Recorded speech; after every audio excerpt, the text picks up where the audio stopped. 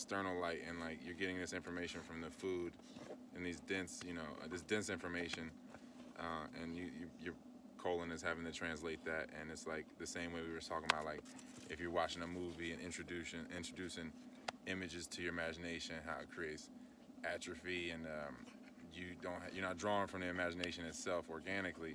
You're just drawing from whatever you've been subjected to, and it's like the same thing with the food, like in the different places when the food's in different spots. There's just like light or heat in those different areas, and it's blocking those faculties, and it's just like kind of like supplementing in a sense, like you're like forfeiting an area and just taking on whatever comes with the information that's in the food, the GMO foods or whatever. Yeah, what is the form, like what? Like everything is vibrating, so everything has an image. You know what I mean? Like everything is creating an image. Like like if you take the shrooms in and you're getting those geometric patterns and stuff like that. Everything has. You take the fries in, take the French fries in, and then there's a certain pattern. Yeah, like a light pattern you're getting. It's like going to be more broken than some shrooms, but yeah. I'm just what's tangible as far as like seeing how that affects like because there's blockage. It's messing with like there's images getting created, but what does that mean for the person's experience? Like how are we related to the everyday experience as far as like what that is? Like what are people getting from the food that you're saying is information, but you're saying it's light, it's an image, it's like a pattern of consciousness. It's like like the mineral animal, and the mineral kingdom and the plant kingdom and animal kingdom or whatever. It's like you're getting, because the body is always living off of gases or airs or whatever, how you want to look at it. It's always heating up to burn. You're chewing the food into a liquid, and then your body is heating that up and into making everything solid into ash, and then in that process of heating it up, it creates a vapor similar to a combustion system in a car, and then that's what propels the body. It's not, everything that comes out of the body, the ash that is shit, is everything you didn't need.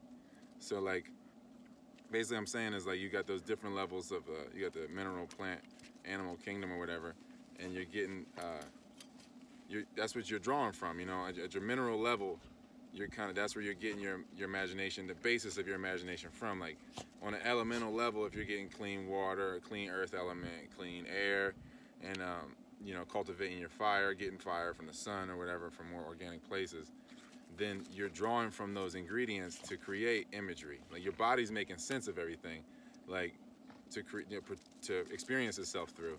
So like, if you're whatever it is, you're taking it in. And you're creating. It's the same way you would take in a raisin, and then your body has to add water to it to make it a grape again for it to be processable. So, take the raisin, comes into the body, turns into a grape because it's getting hydrated, and then it gets burned and incinerated by the fire. Yeah, and then it's like digestion. The metabolism itself is that fire, that inner fire, of what that is. And when we take in foods to get different types of information, if we don't have enough fire, then it just weighs you down. Yeah. And then you just be getting tired and just equate it with unconsciousness. Yeah, and it's just like you're taking that in. You're taking in all these different forms of broken light, and then your body has to draw from itself to complete that light, so that it can, I guess pretty much transcend it. It's pretty much transcending whatever's coming through it. Like everything's coming in broken and not complete. The body's making it complete, so that it can continue its journey, and so that the body can continue its journey. Because if it doesn't make it complete, then it just sits. So every time you shit, you're just transcending the food. Kind of in a lot of ways, yeah, yeah. And I guess it's happening universally. Like I was saying the other day, like if we become cancerous or rogue or whatever, like life, burns us into ash and grinds us out and fragments us, shits us out, and it completes us. Yeah. And then you get to restart, I guess, ultimately at some level. So the same thing with people, right? Like if it was being like, or not people, but maybe like different ideas. Like if you're processing a piece of food, or if you're processing a piece of information, if it's like an incomplete piece of information, it's like in order to get or to transcend the paradigm from where that information is coming from, you actually have to put it together, like entirely, you know, as a complete idea, or you know, using different elements, or just kind of drawn from different abstractions, probably in a synthesis. You know, to like in the imagination's in there, and it's just the same thing with food, like. Yeah, it's taxing because it's like if you just was to press a bunch of letters on the keyboard, and you got all these letters, and then your body just constantly formulating it into sentences or words or whatever, and you know, because you're chewing it, making it fragmented, and you know, burning it into ash, and then that air, that prana that's from it, is what we're living off of. You know, we're basically just taking the breath from whatever we ate. And then if it has any breath for us, if it doesn't, then it just takes. It'll give like emotional. What does it give to people? What is food with no breath? You know, GMOs or just dead food. What do people get from that? It can remind you of your breath in a sense that like that pressure, that abdominal pressure, like taking the food in and then creating that pressure. People are used to a certain sense of pressure on their lungs. So when the lungs can't expand like what they're accustomed to, then they feel like themselves. Yeah. You know, because it's like when you start to fast and everything and empty that out, then this whole area can expand and contract so much more, and then it just feels like you just really feel empty. Yeah. And then I think that people, you know, it's just hard for a lot of people that are just accustomed to a certain kind of breath, you know, like their identity or a certain pressure. Yeah. They're accustomed to a certain pressure. Yeah, because it's like the more space between, like the more blockage that you have that's not letting you expand is like the further you are from yourself. And we talked about that in the Small Changes All video, just on like how we're blocking that. Like we block ourselves from ourselves to block ourselves from the pain. And it starts at a young age. And there's like there's a sense of self that's equated with that pressure. That just over time, you know, like when there's this much pressure on my organs and this much pressure in my thinking, I'm equating the thinking, like the pressure on the lungs, with just the pressure on your consciousness, or the mind, and just how that just kind of makes things feel heavier. And yeah, no, definitely, man. It's definitely the densification process for sure, and I guess it's just whatever people's identities attached to. That's what they're used to. It's like because I feel like that's really it, man. I just be accustomed to having a certain amount of pressure, a certain amount of water weight, and then my lungs are like that pressure just becomes more comfortable. Like instead of having to go the whole way constantly until everything shrinks back down. And that process usually takes weeks, if not months. And you're completely like deconstructing who you thought you were and getting into your body as who you are with no obstructions or no blockage. Yeah. And that's really uncomfortable. Yeah. That's really hard when you fast and there's like a void or something is there. Yeah. These dogs are messing with the camera. Yeah. But that's what's so hard about fasting is getting used to that space where there used to be something that you're pushing up against or some resistance in life, and now there's none. Yeah. It should be easier for life to flow, but it's uncomfortable just because we've been so used to. It just creates a huge void, a sense of a void, you know, because like you are the void really. You're the not space filling the not space, and like the more that you create those spaces, like every time we take something in, it's creating space, and it's just like expanding it. It's just like if a female has sex constantly, like it's not as tight. So it's like the same thing with eating. It's just like the bowels are just not as tight. Bowels are loose. Yeah, they're not touching themselves, so you're not feeling yourself, really. And there's just too much. It's more space in there, so that's just like opportunistic area for, you know, parasitic infection and expansion.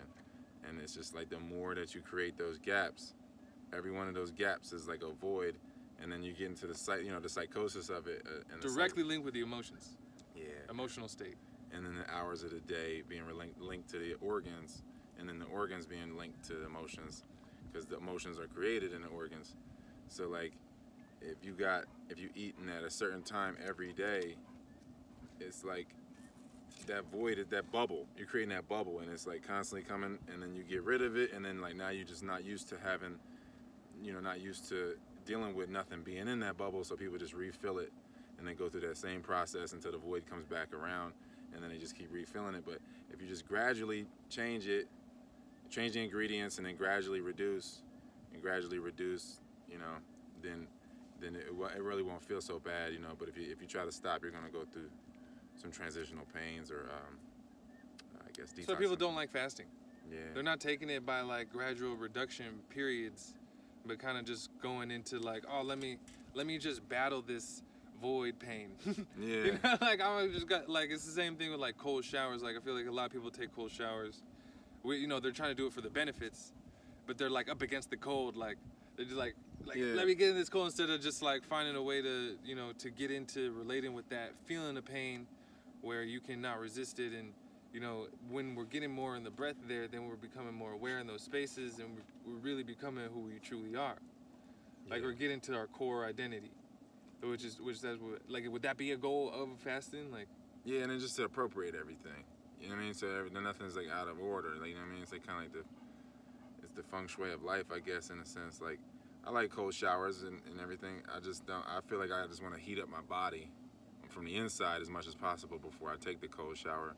I don't want to be still kind of cold inside or cold in my extremities and then take the cold shower. I just feel like it's not really a contrast. Not enough of a contrast, at least. Like, yeah, I mean, because you're present in your body. Yeah. There's a lot of people that just aren't there, and Yeah. they're really just fighting the cold. And so any beginner, anybody who's beginning fasting, you know, you could, if you avoid to fight the pain of the void and look to just appropriate energy and how it's moving through your body differently, and just to know what that is. Because really there's the void that's usually there, people feel it goes through, next day comes, it's there, and this is regular life. This is regular life for the majority of everybody who's not getting into really like growing their spiritual side. It's just more of like just taking care of the physical aspect and identifying with that, but in an unconscious sense that has gaps and unawareness about who it really is. Yeah. And the food really seems to be that block for people to make that leap in consciousness and spirituality. Like, yeah, it's a roofie. Pharaoh used to always say, like, food is the roofie. It's a spiritual roofie. It's like you eat the food, and then, you know, it's like if you're being raped. Oh man. Yeah, and it's like it's a spiritual roofie, and it made sense to me. Like, you know, it's just again blocking the light. You know, you're taking the food in, it blocks the light. You know, you take things in, take different forms of light in, it blocks the internal light, and then the projection is just interfered with. You know, the signal from God or whatever, from the inner God, however you want to look at it, from the first eye, that projection, that update, that checkup, you kind of, what we call dreams and stuff, that's being interfered with, because it's just like light pollution in a city. You can't see the stars. Like you can't see the light on the inside if you got all that light on the inside already. So this is just concepts to everyone who's watching this who hasn't got to that point. Like, and yesterday you were. It sounds like words, I guess. Yeah, I mean, it's words. It sounds nice and it's attractive. But I'm more wanting to tie it into yesterday. You were just telling me how you were coming off of like 81 days of green juice and coconut water. Yeah. And you know, when you're reduced, you're completely reduced to that point to where you saw that reality. You saw where it was going. It's kind of scary seeing where it's headed. And it's the specific point in the conversation we got to when you want to go back and like going back and putting obstruction in your body. Yeah. After being completely reduced. Yeah. It's you know, again, it's just not being holistic and not you know, the Tao Te Ching. I feel like any question that a human can ask can be answered in the Tao Te Ching, and you know, and it's just that people don't want those answers. You know what I mean? Them answers are so, you know, they're concise and quaint, and there's no running from them. There's no eloquence in it, really. So, like, I feel like, you know, I just went against what I had already ingrained into my cells, you know what I mean? Like, wise men don't prove their points. Men who prove their points aren't wise. And, like, I just was like, man, I'm on these liquids or whatever, you know, damn near 100 days on just coconut water, and I had, like, green juice maybe, like, 10 of those days. And, like, I don't know, I started getting offers to go play ball overseas again, and I figured, like, man, you know, I could really help humanity in a roundabout way if I document me playing on. I knew that I wouldn't care enough about football on coconut water. I just don't even care. You know what I mean? Like, I just don't even care about anything. I don't care about shucking and jiving. I don't care about attention. All that shit, like, I really don't care about the deeper I got into it. And then that's the conflict of interest, where it's like, damn, you know, what's my life's purpose or whatever, and like, how do I share this piece with people? And I felt like I could reduce into smoothies and I would have enough stimulation from the smoothies to give a fuck about something like playing sports and documenting it and bringing that to people to show them, because that's like more in alignment with other people's value system. You know what I mean? Like, oh, you can do this on sports. Well, I mean, you can play sports while you're on this lifestyle. So, you know, it gives it some validity. And that's kind of what I did. I went that way instead of just being like, you know what? I already realized, like, you know, I'm at peace now. And if I take my oxygen mask off, you know, I'm gonna drown. And then everybody else, you know, it's not gonna help anybody else. So, I went with the roundabout way, like, let me show people, let me prove my point. So you weren't proving your point, fasted about 80 to 90 days. I proved my point to me. Exactly. Well, Yeah. you prove a point to yourself, and Yeah. but now get into you wanted to prove a point where you could bring this piece to worldly affairs like football, like professional football or something like that. Yeah, just to say, because, you know, for people to see me getting hit and hitting people and, you know, competing in such a collision-oriented game, I felt like that would just give validity to this. Like, yeah, you don't need to eat carcass to do these kind of things.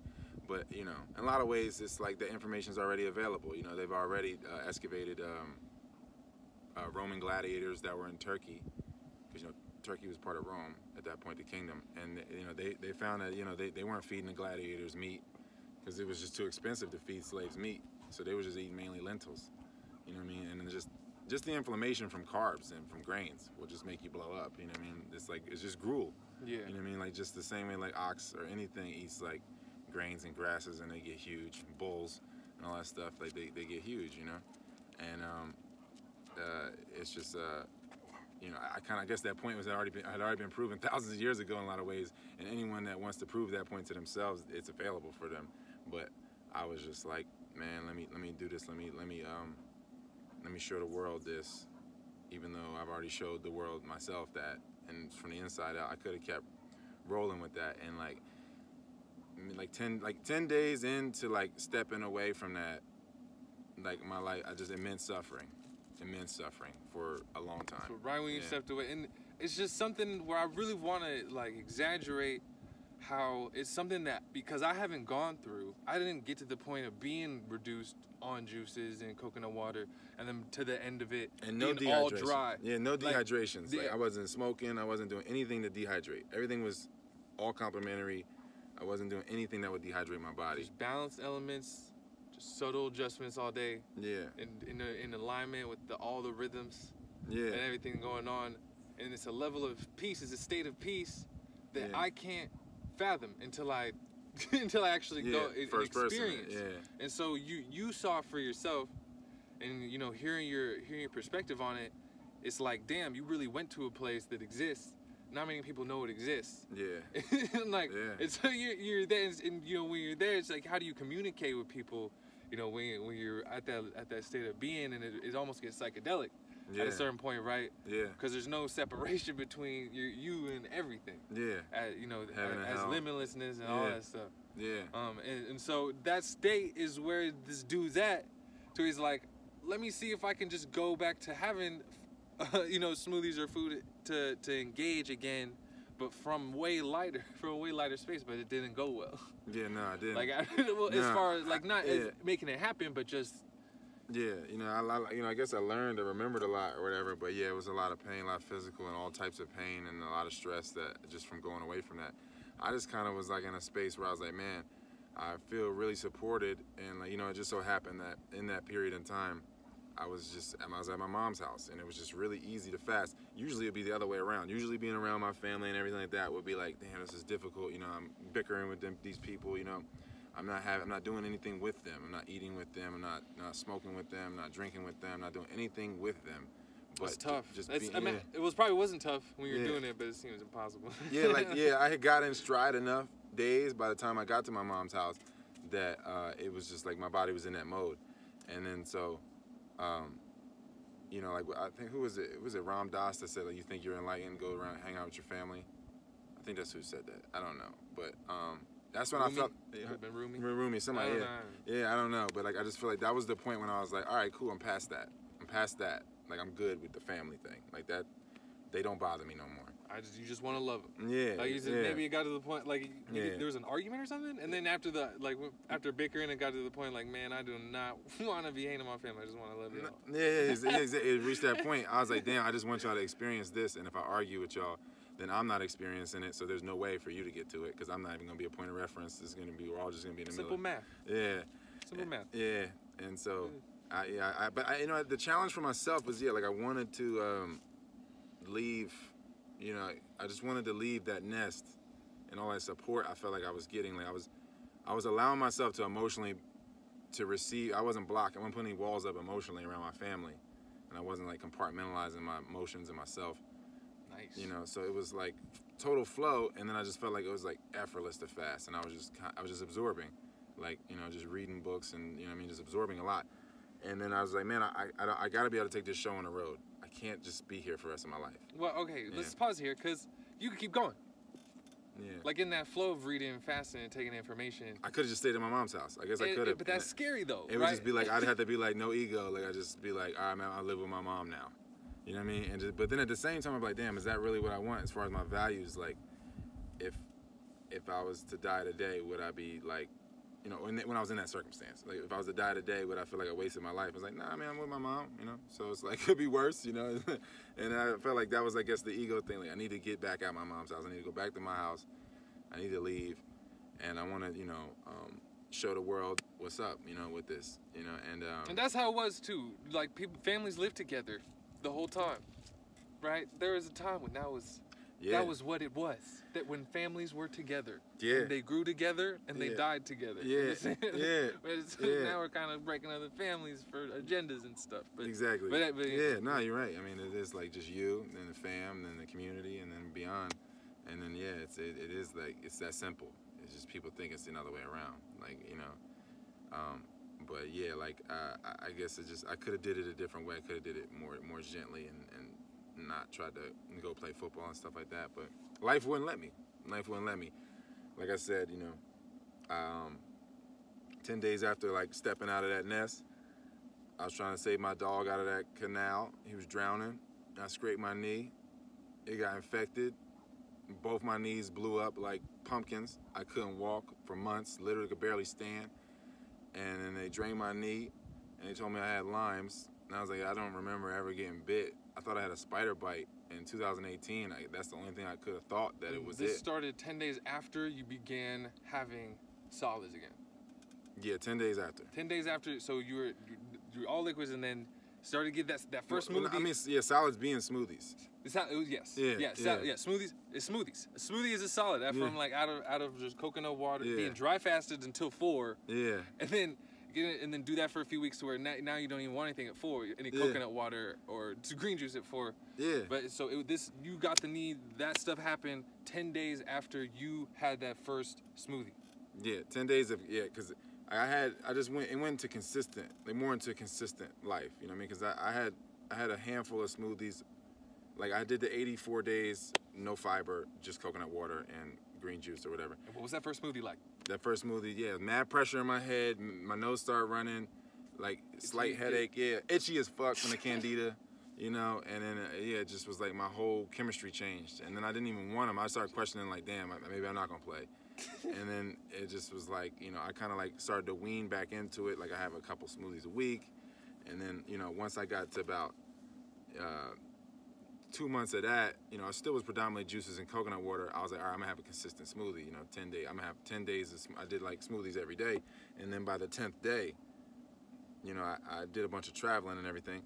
Like I said, I scraped my knee, infected, couldn't walk for months, just now healing from that. You know what I mean? Just now getting the swelling down on this knee to where it's decent. And like, and and now I'm just like, you know, crawling my way back, and it's wild, like, to go through that. The fall, that was the fall. This is where I was getting, is like, if food's a spiritual roofie, and you're in the garden, liquids and coconut water, you know, what is the fall of man out of unity or out of oneness or out of like communion with God? You know, if it was oneness and no separation, to fall out of that, this is sort of where you're bouncing back from now. Yeah, the separation consciousness. It just be like that, man, because there's just so much separation in the bowels. Like the food's between the walls of my bowels. Yeah. So there's separation in there. So I'm gonna experience separation in my emotions and thoughts and around. Yeah. And it just became so obvious. Then life got so intense, and my dreams got so intense, and it's just like, I don't know. Like when I first time I did like 13 days on water. First time I did a week, 8 days on water. Like it was like a sneak peek into the lifestyle I'm in now, like the peace that I have now. And then I felt like it just was like gradually sustaining it and getting to places where I'm gradually sustaining it longer, and then different periods of the year. Like I was like, okay, in May and in late October, every year my body just naturally, innately goes into fast on its own. And as long as I get out the way of that, then I can get behind that momentum and extend that fast. And that's kind of what I was doing, just doing extensive fasts until they started to kind of meet. Till it was just like, all right, this is all, it's never ending. It's like I'm stretching this fast from October to May on just smoothies and juices. And then from October to May, I'm reducing to just juices and coconut water. That's what I had done. And then it just, I saw like the progress of that and where it was going. And then the manifestation rate was just so rapid that it kind of got, spooky. And then it's just like when spooky, like what? Is life's picking up in infinity? I just felt like the solipsism thing, like where it's just really nobody. I can't validate anything but my own consciousness. Like everything else is like projection. Oh, just self. Yeah, like everything is just there, just a reflection of me. And the only thing that I can validate is my own consciousness. And then if I see my own consciousness in other people, that's all I'm seeing. I'm not seeing other people. And it's more confirmation. Yeah, and then it just kind of feels kind of scary because you're just like, damn, this is a lot of control. It's a lot of responsibility. Like, where can this go? What do I really want? And it's like really relearning yourself. Like, what I mean? Once you stop like taking in things, then you realize like, damn, I like this or I don't like this. Like it becomes way more apparent. And then it's just like really like relearning who Taylor was. Lie to yourself. Yeah. There was no space. There's no space to hide in my body. I couldn't hide nowhere. It was just crazy how much control I had. I felt like I just had so much control over life and the environment, and then I just didn't need anything. So it was just like spooky. And sometimes I'll be dry fasting until 4. That was my intention. But then I look up at the clock and it's like 6 or 7 p.m. And I'm like, damn, I don't want anything. I guess I could keep this going. You know what I mean? And I did a few dry fasting days are just dry. But like, it really gets to a point, like after 2 days, like go through a day of dry and then make it to 4 p.m. The next day on dry, I'm like, yo, am I never gonna have anything ever again? And then and who's asking that question? Yeah, I guess just the person talking to the consciousness. It's by default, there's the persona. Yeah. At the bottom of the tree of life. Like, it's like what I'm learning in the Medu Netter is like, it's gonna be an arbitrary mimicking that the persona can only do when it gets here, getting all of its info from outside. Yeah. Like, and so there's nothing else to draw from. Exactly. You have nothing else to draw from. All you could do is mimic. And so all the beliefs that you get, once you get to a certain point of self-awareness, you realize all the beliefs and things that you like and don't like, it was sort of made out of like an arbitrary mimicry of what was going on in the environment. And when you get more spiritually mature to where you're fasted, and that persona is, its whole life, it's been having food, and now it's asking, could I just go without having food? Yeah. Is it just going without food for Yeah. But that persona's got to die to the self. Yeah, it does. Or evolve, I guess, to another new level, new devil. And it's like, it's wild, man. How like, you just be so. The problem was me being satisfied with things that I didn't think I'd be satisfied with. Like I didn't think that I'd be satisfied with like, just listening to harps. And no other music, because music got so loud. You know what I mean? Like everything got so loud, man. Like everything was just, I was so sensitive to things at different periods of that. Like while I was like recalibrating, I was like, man, I going into society, like the music in the grocery store would be loud. If I catch a sad song, I can feel the sadness intensely. And then if it's like an upbeat song, I can feel my heart rate change. Yeah, just imagine like you in a car, in like a driver's seat of like a Cadillac. Fat guys in the other seat, and you're listening to the same track on loud. Yeah. How is sound moving through their body? Yeah. And how is sound moving through your body? Yeah, no, it's like so much attachment. They got so much there. Like if the sound waves just be hitting out all the density. Yeah. It's not, but it's just like buffering everything. It's buffered all the way, Yeah. but you're in the same car listening to the same track at the same volume, and you're just getting like, wait, because all these sounds are moving through, and there's no separation in your consciousness. So you're really hearing that. You're really hearing those lyrics, to where like, man, these are brash lyrics. I'd rather listen to a harp. Yeah, I can't nod my head to it in agreement. It's like my body is not in agreement with it. Yeah, and it's like, damn, man, how do I appropriate this so I can still enjoy things with people and not come off like pious or lofty, or condescending, Is it possible? Is that even possible? People make themselves so low that you're gonna appear high, so it's tough. You know what I mean? Like you gotta really just to be in the same room, they would hate you for just.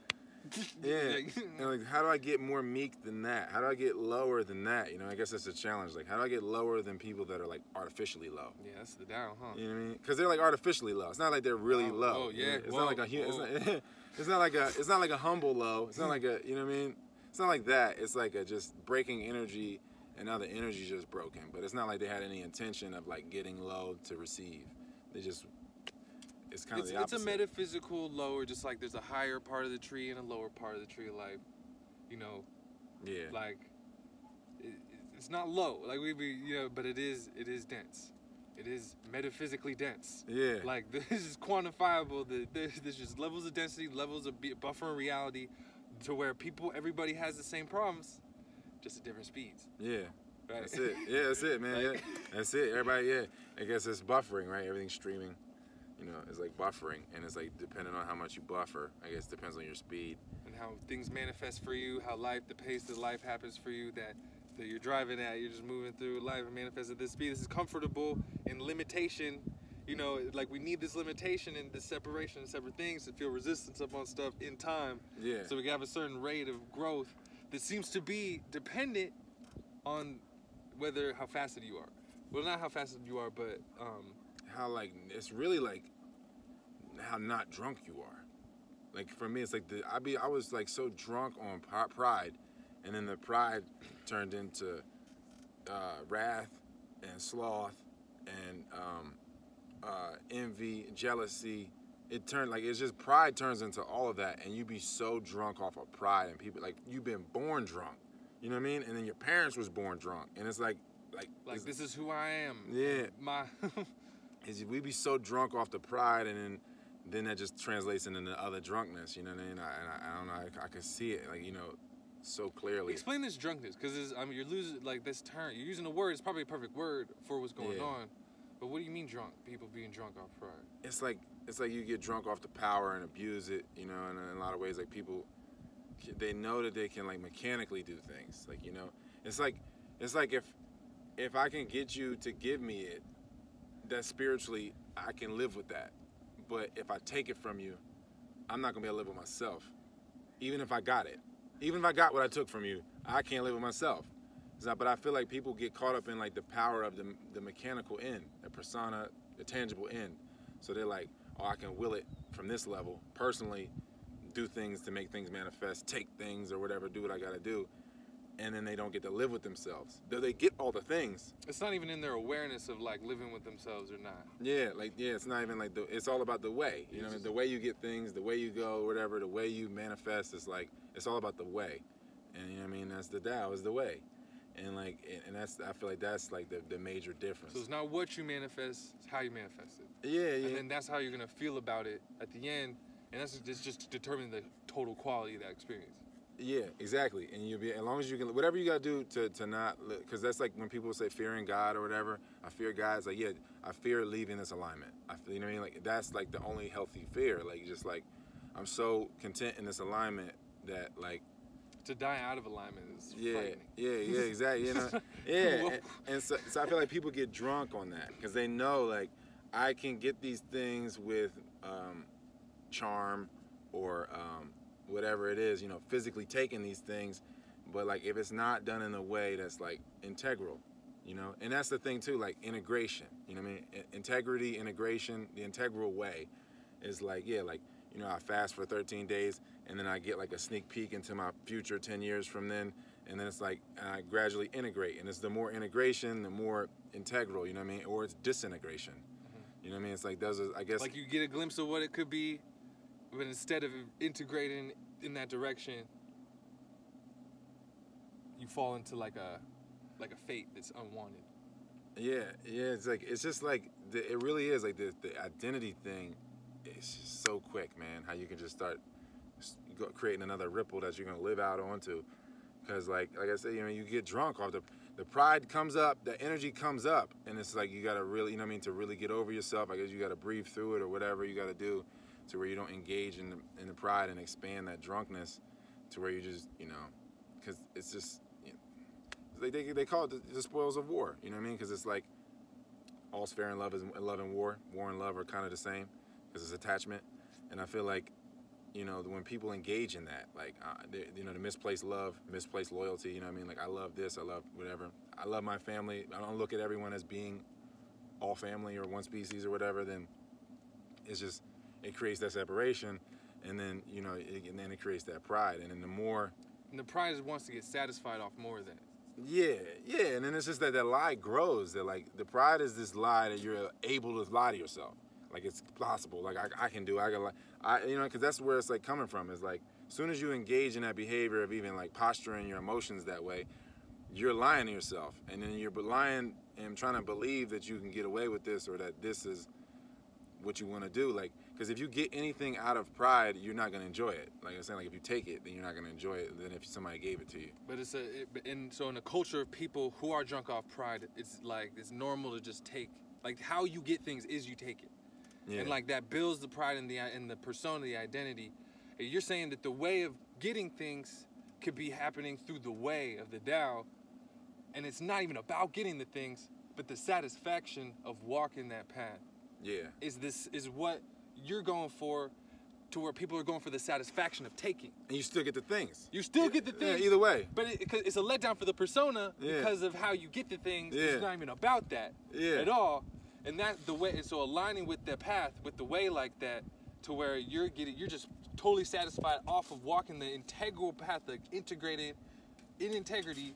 You're still getting things, but how you get them is just aligned with the path, to where that has nothing to do with the persona.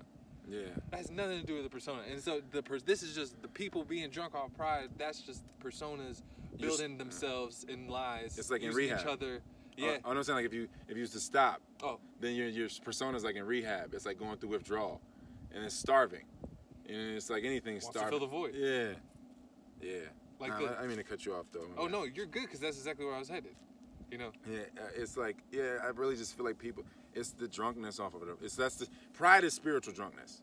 I guess that's the way, you know what I mean? Like that is when your spirit is drunk. Like it's literally, you know, going into, and then then your body becomes physically drunk because that's the physical spirit. And then it'll just pop a roofie. Yeah. That's the best of pizza. Yeah, right. You know, and it's the same. That's it. You know, something slip up in your drink, and then that's it. And that's, you know, it's funny. It's just like, cause that's what it is, man. You're just like cleaning the water, you know, more and more. Like, I guess we can go into urine therapy after this, but like, it's just cleaning the water. Like, you know what I mean? I have a smoothie. Say if I have a chocolate smoothie or a chocolate shake, whatever you want to call it. Vegan milkshake. Yeah, banana and... Yeah, it's like dirtier water than if it's fruit smoothies. And then that's like dirtier water than if it's just coconut water. And it's just more consistent with my blood. So my blood isn't going up and down. You know, and then my emotions just going to follow my blood. Everything following the blood. You know, the blood's following the breath, and everything in the body is following the blood. You know, like, so it's like, if I'm taking things in that's closer and more consistent with my blood, like green juice, having the chlorophyll consistent with melanin and the blood. So gentle. Yeah, the blood's it's not being adulterated so much, you know what I mean? So it's just really clean. And then, you know, in TCM, they call the blood water. So it's just really like the cleaner that water is, you know? Like if I'm going from the shakes to the fruit smoothies to the coconut water and green juices, then that water is getting cleaner and cleaner, and then obviously my body is water mostly, or moisture, you know what I mean? Dense air, basically. That's cleaner. And then I can reduce it to where I'm only taking in water. And there's no pressure either. Yeah. There's not as much pressure in your system. Yeah, no, exactly. Clean and no pressure. Yeah. Lighter. And you're not used to that. Like pure and light. Yeah, and then and people I wasn't used to that. I was just used to pressure. I was used to being stressed out. Like I was like really like I was like something's wrong if I'm not stressed at a certain level, and like I just didn't know. I had never experienced any contrast to know like that I don't have to live that way. Like I don't and then I just started to see everything slowed down to where there was so much space between each breath. I could see like I'm behaving from this organ or behaving from my kidneys. I'm in anxiety right now or whatever it is, like or my bladder, and like I could just tell like man this the more that you reduce, the more that you slow it down, and then you have mad time. Like you just have like infinity, I guess, at that point. And then you can just constantly manifest, and then it just I don't see what I don't see why like you wouldn't achieve anything you wanted to achieve with nothing but time, and then your energy's concerted. It's all so you're holistic. in a space with no limitation. You're getting to a space with no limitation. Yeah. When the comfort is coming from the limitation, as far as like things being slowed down, having something to be up against you. Yeah. Having some, like having some goal, like even to just, if it is in that dynamic, you having to work and having to do all these things to keep getting what you need. Yeah. And like in that whole trance of life and having so many things to do and get done and stuff like that. To have nothing. Yeah. It's an intense space. It's like it's terrifying if that's all you've ever known. And people be addicted to the rush. It's the rush, you know what I mean? We get that. We get addicted to chasing, and chasing is running. So it's like we get addicted to running and that rush that comes with that, you know what I mean? Like it's just like that rush, getting from A to B, feeling accomplished by getting to B or whatever. It's like that, or taking a drug or taking a food, and then the endorphins kick, and then you get that rush. And then like, I feel like it just, that rush bleeds into everything. And so I was just, cause like the rush is like, almost like, you get in the separation so much that you're literally like pushing yourself. It's almost like Pac-Man when you can go through the thing, go through the game and come through the other side. Yeah. It's almost like I was like pushing myself, like just by keeping that pace. Like the Tao pace is like that with my breath. Every movement is fluid with my breath, and there's no stress in it. Every movement takes care of itself. Every action cleans itself up. Every inhale is exhaled or whatever. But then like if I'm pushing myself past that and going too hard, then it's like I'm pushing myself in the back almost. By going forward, I'm pushing myself in the back, and then like I just stay in this state of rushing and feeling like I don't have much time, and then I literally create that and literally deteriorate because I'm living in time and identifying with that. And it really boils down to that, man. Like creating that againstness, to feel something against you, feel like a person that's against. That's why I feel like even in like the Roman antiquity, romantics or whatever, it's like I want to feel them against me in bed. I want to feel their skin against mine. But it's that that gentleness that comes with the unification. Like, That's Tantra. Yeah. So it's like romantic lovemaking and tantric lovemaking. Romantic is againstness on againstness. Yeah. The tantric is just oneness. It is only Tao. No. Yeah, it's like the romantic way of getting fire is to like rub the sticks together, create as much friction as possible on a physical level to create that passion so that you can mechanically make fire. But then like, I guess, the Taoist way is like, use your own internal light to return to the source of light. It's like the fire's never out. It's almost like the Wizard of Oz, when the guy's like, I don't have a heart and I don't have the Tin Man that didn't have, everybody didn't have something, right? They didn't have, but it was always there. It's just the fact that they were identifying with a persona that, for whatever reason, maybe somebody told them that they didn't have something or whatever, and they just went about living as if they didn't have it, and then they created a reality as if it wasn't there. And that's what I feel like. Fantasy nightmare. Yeah, and then that area just gets calcified. Yeah. And then it really, and then parasites live in that calcified plaque. And then you just get like you're in your body, but then your body has a layer of plaque around the organs or around the whole system. So like it's like a prison within a prison at that point. Within the guards are those parasites living in the plaque. Yeah. That want that chocolate cake. Yeah. Eat that cake. Yeah. Hey. Yes. Like, yeah, exactly. We're hungry in here. Yeah, so I can have kids, and so my kids can have kids and all that stuff. And it's like, be fruitful and multiply and all that stuff. Yeah, and yeah. Then taking care of the dead matter. Yeah. Taking care of us. Yeah. But we don't take care of for ourselves. Yeah, and that's like the thing with the I Ching is like all unification, all genuine unification is gentle. It's not rushed. You know what I mean? That's just rape. You know, whenever it's a rush unification, it's rape, you know? And like, it's just a lot of controlled rape happening, you know? Forcing. Yeah. Power, you know, it's force instead of power. I see the Tao as power. Yeah. And, you know, other forms of governing people Yeah. by force. It's You like, know? yeah, you can try to control, and then or you can be controlled, like be it, you know. And yeah, it's like the only way to do that is to stop trying to control people. Then you have all the energy to control your person, and then people can see that, and then you make shit obvious, man. That's what I wanted to say. Like, you make shit so obvious for people. Like that's the thing I wanted to say. Like as far as the faith of the process, like. The more that you follow the Tao, like, cause you know we were saying like if I take it, then I get it, but I can't live with myself. But if I give to myself and then give to others and then I receive that way, then I can live with myself and go on. But like, I feel like when it comes to like that whole process, like of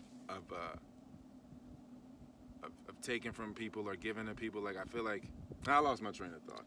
You make it obvious for people. Yeah. Like, yeah. Like just being so. Following the Tao. That's what I was gonna say.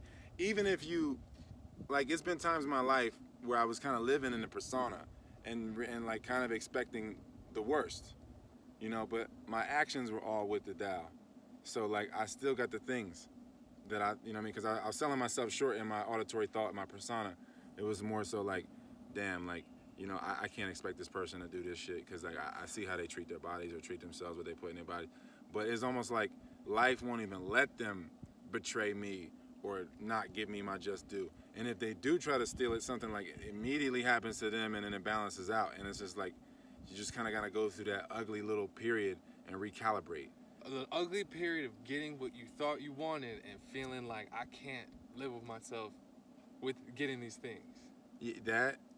And then I was saying like say if I did a bunch of work and it was worth $100, but we only agreed on $50, and you know, I'm not gonna say anything to the guy because I did the work, whatever, and I know 50 is what we agreed on, but 100 is what I did, you know, and I feel like if I said something, I'm not gonna get that 100, but if I don't push the issue, then I get that 100. You know what I mean? Like it really. I've seen that happen so many times, which is not expecting, and just giving out the energy. Then life takes care of me, and then the more I would, you know, you just got to go through that recalibration. Whether it be like going to sleep, taking a nap, or you know, taking a breath session or whatever it is. It's like life has to reset through you. So it's like something has to happen to where you reset. Maybe it's only catching one breath. You know, sometimes it just be like catching one breath and then the whole thing resets. Cause that's happened to me before. I got a car stuck in the sand in Costa Rica once, middle of nowhere. No one was there, and I was with Audra at the time. I was like, well, we can't do nothing. We're on the beach in Costa Rica, so we might as well just do a breath session. And literally, as soon as we got the first breath out, people came out of nowhere, helped us with the car. And I was just like, yeah, this is crazy, like how this all works out like this, how it constantly. So you ain't try to like frantically call and get somebody or like find some shit to happen. I was like, it's stuck. Yeah, it's stuck. Forget about it. Breath. But that's what gets it going. Yeah, and it's like the Tao Te Ching shit when he was saying, you know, instead of advancing, take a step back, and then you know, then whoever your enemy is, they'll fall on their face, or they'll see that when you take that step back, they'll get the space for perspective, and then they won't be your enemy no more. You can merge. And it's just like, you know, just like not going so hard, you know what I mean? And that was always my issue in life, is just going so hard, you know what I mean? To where then I have to mechanically go soft, like smoking or whatever it is. I need something, because I'm going so hard in another area of my life that I pushed it past that point where I could have just did just the way Wu Wei shit, where I did just enough work, did my work, step back. That's the path to serenity. But I was just like, get to that point. And again, in the Tao Te Ching, it says, he who clings to his work creates nothing that endures. So it's like, I just kept going hard, and I just keep pushing it. Like, I kept uploading videos. I kept making tens of thousands of posts. Like, I kept clinging to my work. And then, like, it's like I was pushing myself from behind, from the front, though. Like, I'm pushing, and then it just ends up pushing me from behind through other people or other things in life, but it's still my will. And, like, I just seen that, like, you know, if I just stop, it's just knowing when to stop constantly, you can avoid all danger, and it just like manifests, man, constantly with the smallest things. Like, you know, I could drink this whole thing, or I could stop, or I could eat this whole thing, or I could stop, or I could smoke this whole thing, or I could stop right now, and then just constantly doing that, and then weaning off of it, and then doing exactly what I need to do every time. Yeah. It gives me that space. And then in the Medu Netter, that's like that's Ma'at in the crossroads, and like being at those crossroads, you know, if you had too many human desires, and, you know, it's not balanced with the feather in your heart, you know, at those crossroads, if you know what to do, if you know what you're supposed to do, and you don't take that knowing what to do, like there's all those conjunctions that we get to where that's where you're getting purified spiritually, enlightening your entire heart, which just means to drop the persona endeavors or the desires, like. Yeah. Yes, no, for sure. But crossroads after crossroads, what's happening to your spirit and where you're headed. Yeah. Doing that. And it's wild, the thing about that, like this not being really separate from a dream. And then I've heard Ronald Nefermin say things like there's 49 trees of life or whatever. And then I've heard people say like the Book of the Dead and all these different hieroglyphs show that they depict people once they pass, they make it into another room of consciousness. And then if they remember the game, they get to the next room. And it's like, and if you don't, then your heart gets weighed on a scale. Then you stay in that room or whatever until you can get out of it to go to the next one. And I just be wondering, like, because life is not separate from a dream. So like those different periods of cleansing, I might have just been in a room of consciousness, you know. And to me, I just think like, oh, I was 29 years old. I was at my mom's house or whatever, but it's really just like consciousness in a sphere. And then like, it's just the translation of that in a human translation is all the things that go with the persona and identification with that of the phenomenal agreed world. upon hallucination. Yeah. Yeah. Because everybody's doing it. Yeah. Everybody's doing it together. Yeah, and that's why I feel like, you know, you're going into different rooms within yourself. Because it's a dream. You forgot it's a dream. You thought it was real life. Is it actually a dream? Yeah. And so the personas are saying all these things, but we're actually moving through these rooms. Yeah, and it's constant. And I just felt like the deeper I got into it, it was literally no one in the room but the disembodied. Or if you want to look at it, if you don't have to look at it necessarily like disembodied, because I might be disembodied to whoever else is in the room, like relative to them. Because if you want to look at it, the multiverse, or like there's infinite space within space. You know, a layered reality where, you know, maybe I'm in this part of the light spectrum and I'm in a body, but to somebody else in another frequency of body, I'm disembodied. You're a ghost. And then, yeah. And so, yeah, it's like, it's just that light spectrum thing where we can be in the same room in the light spectrum, but maybe they're in a dream and in a lighter body, and then I'm in a dream in a heavier body. And then, you know, we're meeting in this thing. And the way we meet is me having an epiphany. Or whatever, you know what I'm saying, or some insight, and I just be like, man, that where did that come from in the ether, you know? And it's just like this projection of me, or this sphere, or, you know, Sephiroth, or whatever you want to call them. They these archetypes, you know, we're both archetypes, just exchanging information, you know, the fruits of the tree of life. And yeah, that's the thing that kind of made me nervous, because like, you know, you just get a different kind of company. It's not like you don't ever, it's like, you know, yeah, you know, misery loves company, and there's company and misery, and, you know, there's peace in one, there's oneness and peace in oneness, and it's just like the way it changes, like where you're just like, damn, like I still have the same amount of company, but it's shifted, and like I'm just like recalibrating, and I feel like if I was to continue down that route, that which appeared disembodied to me would eventually have manifested physically, whether it be my children, or just other people that just stepped their life up because I was stepping mine up, and we're all one. It just created that, you know. And I feel like it's just funny how, like, you know, we're in this radio tuner sometimes, and you're just getting all these different signals because everything's so, the signals are jammed and scrambled and all that stuff, and then you get like these moments of like pure insight, and then you're trying to bring that shit back down into this dream or this reality or whatever, and it kind of interferes with it because, you know, you're just going through your 24-hour period, and everybody else is just living their life or whatever. And I could just see, like, damn, if I just keep going down this path, that I'm gonna be more and more satisfied with less. I'm be satisfied with communicating with the disembodied, or, you know, just less, everything being less. Like, Yeah. I can still have tantric sex now and still have sex as hard as possible, do all the things that I want to do. It's, you know, it's not like tantric sex changes the way you enjoy sex, the way you enjoy sex. Breathing consciously just makes it better. And then, like, so I could do the fast-paced or whatever, but then, like, genuinely, I want the gentle merger. You know what I mean? And then just accepting that that's what I want more and more. You know what I mean? I don't want to wreck chicks no more. It just feels like, and that's the truth. Yeah. Like that, and it's just the same thing as like being enslaved for 400 years and then being not enslaved for 50. You know? Yeah. Like, it's just all this backup. So being identified with the persona for 23 years.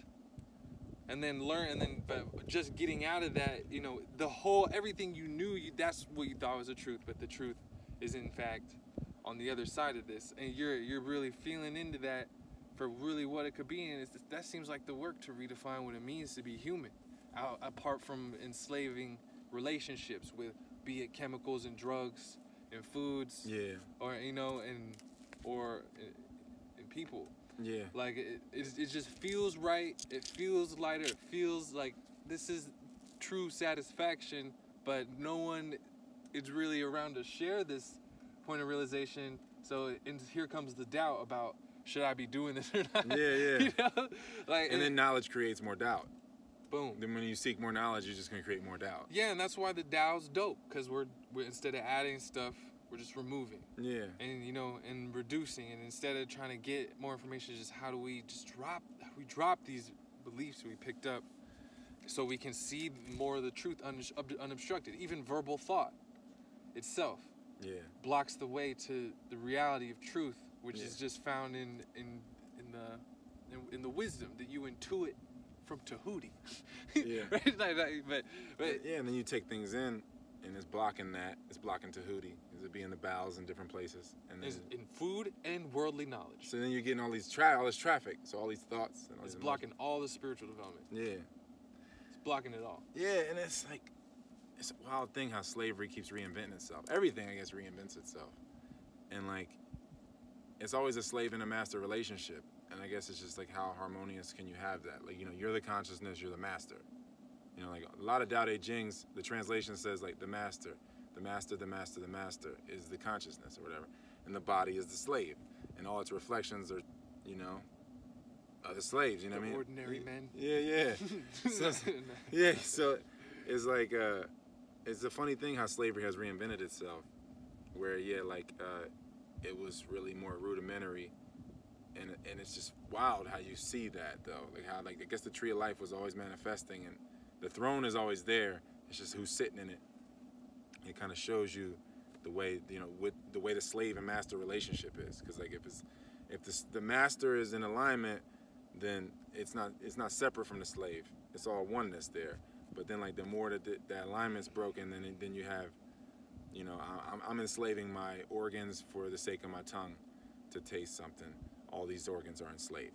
I don't care. I don't care what any of these organs have to say. I want this taste. Yeah. So these are all my slaves. The tongue slave, and it just creates a hierarchy in the body. Yeah, there's no separation in the body. Yeah. And then a hierarchy outside, in the world, and like just seeing it how it's gone, like how slavery has gone from, you know, the slave master, and then, you know, the house slaves and the field slaves and all that type of stuff, and then, you know, to the point where now like the zeitgeist was saying, you know, the slaves have to house and feed themselves now. It's like a more intense slavery. You know, even though it seems like it's not, it's like more intense almost, like, because it's economic, you know, like. And they've already been cast. Like, I gotta say this. I'm gonna remember this too. But it was slavery with shackles. They shackled people with shackles, and then it evolved to shackling people to their persona. And I guess they realized, like literally through this process of biochemical dependence. Yeah. That's like the worst, the laziest slavery. It's like war. If they know that you're dropping bombs, they know who the enemy is. But if it's a covert war, it's way tougher to beat the enemy. And that enemy is the separation in yourself. Yeah. And and then you can still recognize the parasites from the outside, you know what I mean? Being part of the inside. It's like, it's just a wild thing to see. Like, And I always wonder too with that, like the process of that. You know, like it would be nice, because like they, you know, the hurt people. You know, the enslaved enslave, and you know whether they enslave themselves first, and then it's just a funny thing, like you said, like you know they're shackling, you get shackled to your persona, and I wonder like if it happened that way, right? Like somebody, I swear that's what it is. somebody enslaved themselves, shackled themselves to the persona, and then they were trying to serve that persona, so maybe they created kids to be like servants, because family means household servants. This is pride too. Yeah, that too, yeah. So it's like they enslaved their own kids, and then you know maybe it just continues to evolve where now you're enslaving the community and you're enslaving the society, and then you know then once you've gotten to that level, you reach peak slave master level, then something comes and enslaves you, puts you in physical shackles, and then now you know you're getting so far removed that you know you blame even more. It's more, the blame is even more external, and then it just continues the cycle. I feel like that's the enslaving people cycle, like continues to go like that, like because it gets to a point where the trauma creating all that amnesia, then you literally forget to the point where you're just like, yo, this is the enemy. This external thing to me is the enemy, and like you know the key to my life is through them or whatever, or getting rid of them or some shit. Through killing them. Yeah. So like it'd just be wild to you know, just looking at it that way. I don't know all the details of how things played out, but I feel like that's the only thing that makes sense, is that like somebody enslaved themselves to their sensuality, then their children, and then the community, and then they got enslaved, and then the people that enslaved them got enslaved, and then it just continually is happening, you know. Yeah. So to get real quick, to get what you want. But what you want is to be on the way. You're never not on it. Yeah, exactly. Yeah. And so you not feeling like something's not right, and then you take the breath, you change your blood, you change your consciousness. Yeah. But most people, there's something's not right, they'll take enough food to change the blood, to change their consciousness. Yeah. And they think it's the food that's changing their consciousness. Yeah. No. But it's them changing their blood. And then moving it. Because you like changing, yeah, because you're changing it on a physical level, like impressions with the chemicals, and then moving it from one spot. Like if you smoke, then the blood's in your lungs now, or if you eat, then the blood's in your liver, gallbladder, and pancreas, and the digestive tract. And then if your identity is left brain, auditory thoughts, the blood's not up here as much anymore. So then this identity that's associated with this area, or whatever parasites is in this area, it feels more powerless. You know, that's what being tired is being powerless. And so you just need more stuff, whatever else to remind it. But the true way to get to the energized spot is just with the breath.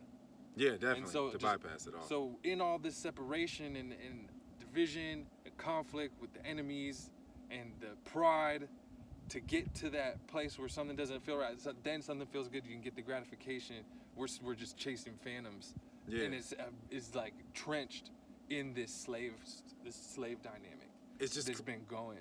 Yeah, and it's just crazy how it goes. Like how people like unconsciously, I guess on an energetic level, it's like I know if I eat, it's gonna send my blood, my liquid consciousness, to some other part of my body, and then I'll be able to desire in another way. You know, whatever it may be, whether it be water, or some people eat and then they want to smoke. Whatever it is, it's like it creates this constant, because it's just a mechanical way of moving the blood from place to place instead of the breath doing it. Yeah. And then it's like, you know, if you push it down, it's gonna come back up. So if I push it down with the food or the whatever it is, it's gonna come back up. And then, but upon that return, it's just like how much parasite larva is in your fucking blood. Yeah. So doing it mechanically, it's just trying to start a fire with the friction. Yeah. And like doing it, or you could do it tantrically. And just realizing. Just be the fire. Yeah. And just moving that the blood is creating that fire. Yeah. That's what allows us to process reality, or process the lies, the incomplete realities, to the synthesis on a complete one, and now we're back whole. And like you were saying too, like about people feeling like satisfaction from eating or different things, they feel that stimulation. It really is just like the blood moving. Yeah. The blood was so stagnant in some area that them eating or something, it does feel good because of the movement, just because that movement of the light. But you could just move it with your breath. You don't need the food. You don't need the food to move it. You can just move it with the breath. Yeah, do a handstand. You're gonna have to breathe to maintain balance. Balance is breathing. Yeah. Pretty much. When you hold your breath, you can't balance anything. Like, yeah. Like, you know, like you do a scorpion or a handstand, the first thing your body wants to do is breathe. That's the only way that you can maintain it. The balance is totally determined by the breath. Yeah. So the body can get it, and it's just tough. There's still an emotional addiction psychologically. Yeah. You know, you can still feel that and get that good feeling, but it's just not how you used to getting it. Yeah. And so. Yeah, it's more direct. It's like, damn, there's not enough waste. I want to create waste. Yeah, like we've been making the waste the whole time. Yeah. You don't have to be wasting it like that. It's not glittery, I guess. You know, it's not a glittery way of like nourishing yourself. I guess it's just really it's functional. It's completely functional. Yeah, it's effective, and yeah, I think people just like, you know, want things to be gaudy. So, and you know, and that's pride. Yeah. So is reducing the food and like reducing the amount that you're eating is also just reducing your identity. Yeah. And reducing the persona and how much of a grip it has. Yeah. On the life. And it's like really funny how like it's realization. It's just like realization is manifestation. Like you've made something real. Yeah. You know what I mean? And it's like self-realized, to be self-realized, or make like yourself real. And self-determined. You know what I mean? Like it's like your determination is like you determining it. Like you're really like through realization you make it so. So let's draw a line real quick between the self and the person. Yeah. All right. Yeah. All right. So because that's self would be all the overall life. You know what I mean? The overall consciousness of life, and the person would be like its reflection, I guess. And the person's what you get. That's just the starter. Starter car, right? That's just the starter here. Like you get a persona. You have to mimic what's going on, like, and build a persona. But when you're getting into the self and realizing the self, that's getting real. Yeah. Because the other one's basically artificial. Yeah. And the persona's basically artificial. And that's where equality comes in. I feel like it's a tough part of it. I feel like everybody is equal in the sense, like, if you're in this super, super demon, say you're like in the most demonic, like just the most like just anti-conscious being, right? I know some people will be like, well, why live? Why even be alive or whatever? But it's like, if you have the power to change that, it's no different than someone that is a super angelic being and they abstain. You know, it's like the same thing, like converting that, like if you look at it like a game, like I came into this super, super demon, if I can convert it and make these small changes or whatever, change its lifestyle, it is the same, it creates the same kind of ripple as somebody that's angelic, you know, abstaining from lowering themselves or breaking their energy, whatever. It's like the same power, because it's like, if you're looking at it like you're the disembodied being, you're not the human, or you're the consciousness, not the human, then I think you can make those changes and not be so attached to like being the person. The self, not the persona. Yeah, you're not so concerned with being the person. You're like, yo, changing and transmuting this person, no matter what they are, how toxic they are. Honestly, the more toxic, the better, the more effect that you'll probably have. I don't know if it's more. I don't know if it's any more. Because say if you're super toxic and then you detox that person that you're in, that's going to create crazy ripples. And if you're really an angelic person, it's going to be your responsibility to just not engage in things that's going to And if you do engage, damage. you can create mad ripples. Yeah. Like on your way down. Yeah, exactly. Right? You create hundreds of demons. Oh, you know man. What I mean? Yeah. But no, don't do that. Yeah. Things that one already did it, and that's kind of how we're here. But you know. Yeah, exactly. And it's like everybody can. If we can all look at it like that. Like if you're alive, there's some level of melanin in you that has information that if you was to bring it to the surface, it'd be like another piece of the puzzle, like a key to open a door or to keep the doorway. Like if it's just like a limitless doorway with doors in it and you just keep opening the doors. Like I feel like everybody has some melanin or they'd be dead. And it's like that is the most important thing that needs to be surfaced and raised. And so it can be expressed, because like, you know, they say cultivating the fire, cultivating the life force. Yeah, and they say like when a man dies, an old man dies, like when Sebi died, there was like, it's like a library burning to the ground. And I really feel like that, like, yeah, like it sucks, man. Like you gotta get it all out in your lifetime. So like, you know, you just express everything, cultivate to get it all out. Experience it, take in everything. Yeah. Express, yeah. And get it all out. And then if everybody's doing that, no matter what they are in this light spectrum on the scale, then all of those parts meet. It's the grapevine. That melanin is the connector of all things. Like, so like, if you're in the most demonic body and you brought your consciousness, you raised it and fully embodied it, then your key that fits for your door connects, and then they all connect, and then it's like a shared experience, because like we're all like in our cells or self, everybody with this, with the self, writing the self with a CELLF.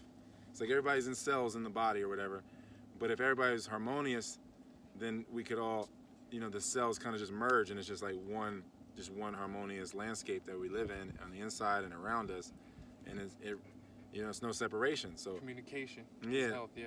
Yeah, the communication will be there from the rooter to the tutor. The whole light spectrum will be communicating with itself fluidly, and I feel like that's where where the value system could be, like as far as like appreciating the melanin, because it's like a duty or responsibility in a sense, like to take care of what you got so that you can reconnect it to the rest of the grapevine, so that you can truly experience yourself, and then the oneness of things, it just makes it so that it's easier for other people. True experience as the priority. Yeah. Over other stuff, anything else. Yeah. Because it's ultimate. It's like an ultimate endeavor. It's not worldly. It's because we just said it's a dream. We just said it's like yeah. It's actually, and so to catch up with that awareness, to just catch up with the breath. Yeah, and it's like the more you recognize, your cognition gets clear, and you recognize yourself more, and you get the recognition from the world, and that just comes of itself. You know what I mean? Yeah. Whether it's like you just infecting them, impregnating them through dreams, with the knowledge, or actually just getting physical recognition. But it's the byproduct of you being on the path. You're not taking that recognition. You're not trying to take the recognition. You fully recognize that you're not the body. It's realized. Yeah. All right, yeah. I think it's a nice one. Yeah, yeah. We started with the fire. I want to just tie it to just what's up with the fire and metabolism and stuff. Yeah. And to cultivate and bring that up, and move, and what that has to do with the breath and moving the breath, how that applies to life. And the breath is fire. The breath is fire, exactly. Because it's the gas that stokes the fire. Yeah. So here's just more incentive to get more sessions. Yeah. And see the sessions differently. Yeah. Like the fire needs the air. It won't burn unless it's there. And it's just it's more in this ether than air. Oxygen, I mean. Oxygen is only like 6% of it. So you're taking in everything, the methane and the everything in the air. So all of that is creating that combustion system, and that's like supporting that fire. And then everything really is an exchange of breaths, Like I tried to get away from smoking by taking in other foods, but then it's like I'm either way it's kind of an obstruction of breath. Yeah. I'm blocking the breath, and it's taking a bunch of breaths to digest the food, or if I'm smoking, then I'm blocking the breath, and then it's taking a bunch of small breaths to get back in alignment, and it's just wild, like, how like that pacification of the fire. Yeah. Yeah. I mean, it's all there, and I'm excited to just keep going. Yeah. But pacing it. It's yeah, because you don't want to go too hard, man. Yeah. It's like no point in going too hard. And I'm loving that.